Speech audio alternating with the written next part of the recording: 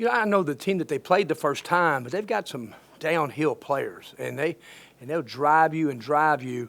And I thought they made some tough shots, but to hold them, like 36, we held them to 3, I think 25%, which was good. Again, we're sharing the ball, 23 assists, over 50%. That's good. The number that always sticks out and concerns me is our rebounding numbers. That we should be dominating in a rebounding game like this, and we're not.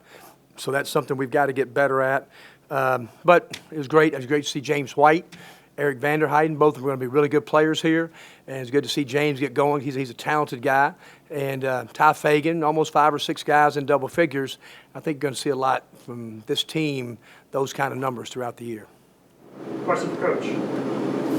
Hey, Kermit, can you tell us a little bit about Austin? What his health's like? He had a great first half. Yeah, just cramps. It was cramps, and he did. He's shooting it at a high level. Didn't shoot as well in the second half, but he really is. 9 assists, 1 turnover. Jarkel 7 assists, 0 turnovers.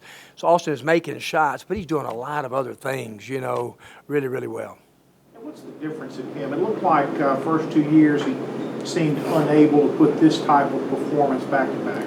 Yeah, Parrish, all I can say is that athletes it's just different paths. It's just different amount of experience. Well, he's stuck right with it. He loves Ole Miss. He wants to be a really good player here. I think his strength level is a lot better. He's now at about 194. We're trying to get him to 200. I think he's just more confident, and the first year he's kind of playing behind Brian and Devontae, and now, it's his time, and he's taking full advantage of it.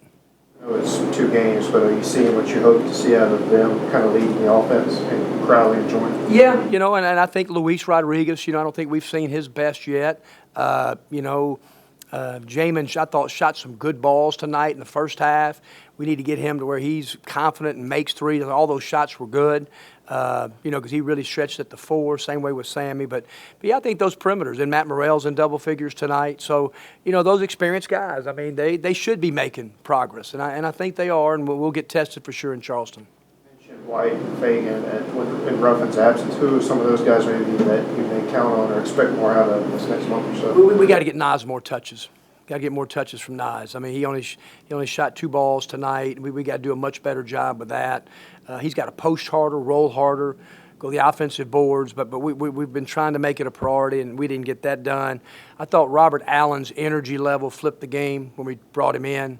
And there'll be times I started Robert in the second half. A lot of times I may start, bring Robert off the bench. I just love his projection when we come in the game. He just affects our team's energy, So there's a lot of different guys. We got 11 guys that are available to play. Grant Slatton he comes off his foot, and he's fought strep and some bad temperatures, and he's just getting back probably really today. When you have depth, that you might not have had before, how does the game plan change? Matt, I think that obviously we're trying to play at a higher pace, and now that'll be seen when we start playing the Marquettes and the SECs of the world, and because now you got to be able to guard and rebound to be able to play at a fast pace. But we're still figuring out rotations. I really am, and I think sometimes it'll depend on maybe matchups. They stretch 4, bigger 4, who we may start, different lineups that'll change. But I've always, even my really, really good middle teams, we'd play as much as 11 guys. So, 9, 10, 11, we could play all these guys. Kermit, you talked about pace. You had 25 fast break points tonight. Is this team where you want them to be pace-wise, or do you want them to play faster? Yeah, I think it was good. I thought we shot some good rhythm balls on the break from 3. I think the ball got to get out of our hands, and we pitch it ahead. Good things happen to us in the break. We're really fast. When that ball pitched, a lot of times we'd take the ball, when that ball, boom, went ahead, then we got advantages and really played. So I think our pace is good. I don't know how many possessions we had tonight, but I think our guys feel comfortable about it. The biggest thing is that we're playing at a much faster pace and, knock on wood, really taking care of the ball. Do you think the increase in pace has helped you with the three-point shooting as well? I do. And I think we're just more confident. Jarkel's a lot more confident this year than this time last year.